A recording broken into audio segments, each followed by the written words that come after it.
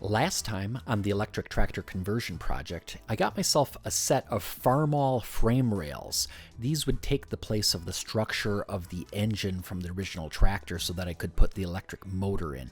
Essentially, these frame rails are going to go from the transmission to the front end. Now notice that these frame rails actually flare out a bit. I got the whole thing kind of mocked up, but of course these frame rails were way too long. So what I did is, after doing all this work, it looked to me like these flared out frame rails weren't going to be the right way to go. In the front, they just end up being too wide for this front end. So it was time to head back to the same Craigslist seller and see if I could get a straight set of frame rails. Of course, that meant we had to take apart a tractor. So we jacked up the front end, started pulling all the bolts out. We even had one stuck one that we had to chop off. But unfortunately, once we got the first frame rail off, I noticed that it had a crack at the weld. So we decided we'd pull the frame rails off of a different tractor. We went and looked at a different one, and around on the backside of it, sure enough, a straight pair of frame rails just sitting there in the grass. Oh my God, I wish I would have seen those last time I was here. I did check them against the bell housing plate that I had, just checked to make sure everything was right. They were much shorter, lighter, easier to handle, matched up, so I threw them in the car and drove home with them. Okay, so here we have the new rails. The ones that I had, I took and I traded them back in. These ones, which I believe are off of a Farmal Model H.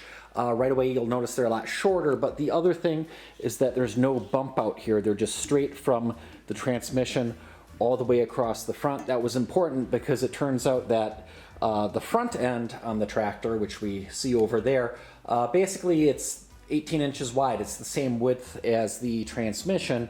So by having this be straight, the other end is going to lay out pretty nice on the front end of the tractor. So I'm going to put these in, then I'm going to figure out kind of my measurements and things for mounting that front end. With the shorter rails in place, I marked right on here where I'm going to need to cut. This is the same length as what the engine is. It's about 23 inches.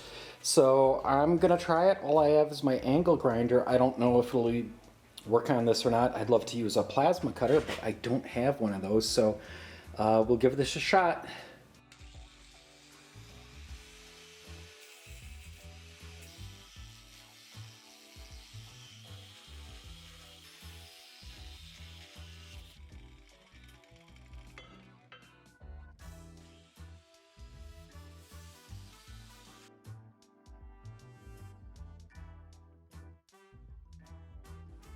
Got that much cutoff wheel left. I got one more cut to make on this thing, and right now I can't necessarily just run out and buy more cutoff discs.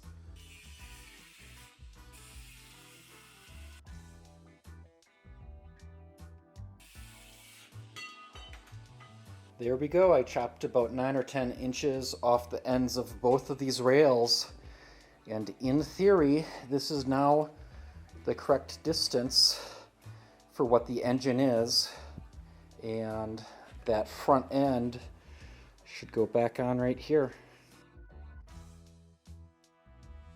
Since I've now got those frame rails shortened up, what I'm going to try to do is take the front end, which weighs a ton.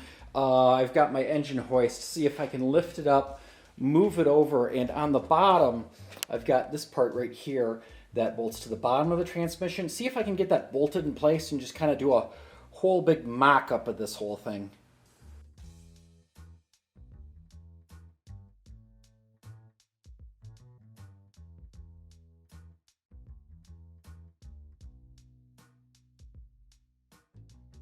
The one thing I realized is I never thought to take a measurement of like the exact axle height before I split the tractor.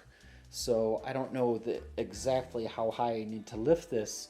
Only thing I can think of is on the back of the engine, you know, it's a 90-degree surface, it's flat. So I was thinking maybe if I get that to vertical, so like right now you can see it's slanted out a little bit, it's not straight up and down. So I'm going to try to jack this up and then see if I can get that part there to bolt under the transmission, and then worry about that. Also, this is just probably a hair too long right now anyways, but I just want to see if this all gets together, just to try everything, specifically stuff like this, find out if there's interference somewhere.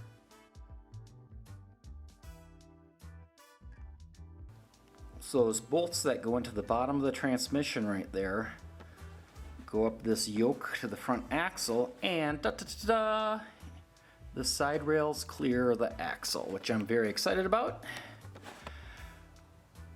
And if we look at where the frame rail hits the front, it looks like it's about right. It's not bad. The front's still pitched out a little bit, so I will lift on my engine hoist, see if I can straighten that a little.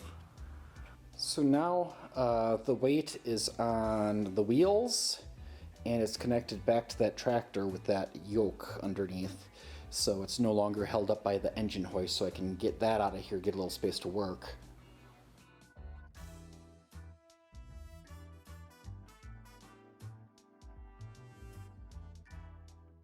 I went to my wide angle lens so we could see a little better. Here's the radiator. It's not quite vertical, but it's more or less in place. Mock-up of where the plate will go to attach the frame rails to the front end. The electric motor, more or less in place. It's a little high. It should be about 4 inches lower than where it is right here. This top here should be about here. So now what I'm going to do is, since I got the radiator on, I think I'm going to put the steering back on, because kind of between the steering and the radiator kind of defines the entire top of the tractor.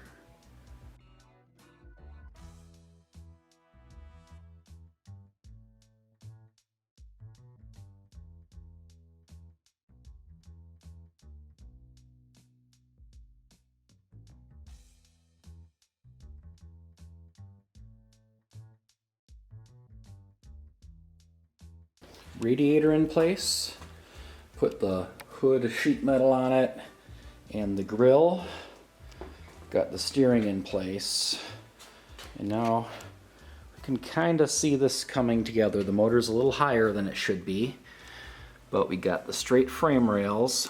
We just clear this yoke from the front axle. Got the steering here reconnected, just lightly, just tacked together at least. So it's starting to look like a tractor. And now we can see a little bit more too what space we're going to have to work with. One thing that I discovered when I went to put the sheet metal back on is that it doesn't quite line up. It's not square in the front. So what I did is I put the rest of the sheet metal on to get a better view. And here we can see how it doesn't quite line up. It's on a bit of an angle here. But with my wide angle lens, one thing we can do is look under the hood and just see the space for the battery here. It looks like there's a pretty good amount of room. So what I really wanted to do was find a right angle. I leveled the front of the tractor using 2 jacks so I could go both up and down and side to side. With the side rails level and the front end plumb, that means there'd be a right angle between them, which looks like the correct geometry for this all to work. Now, to be able to do that, I did have to unbolt the yoke going up to the front axle. And what this really means is just that the frame rails are too long. So what I did is I remeasured the length of the engine, did it real carefully, and then I would have to trim the side rails just a little bit more.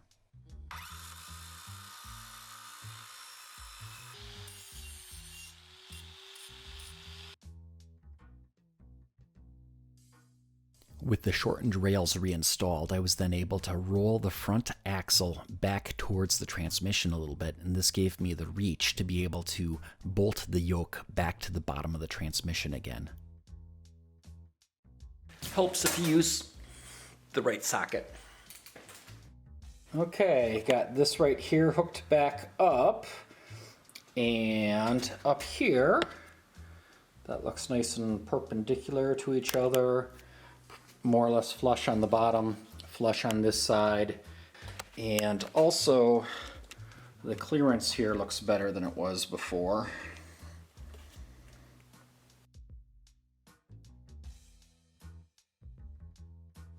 So I am going to call it a day, but I'm feeling pretty good overall about this. I was able to get the rails, the correct ones, cut them to length. The geometry over here is looking pretty good overall.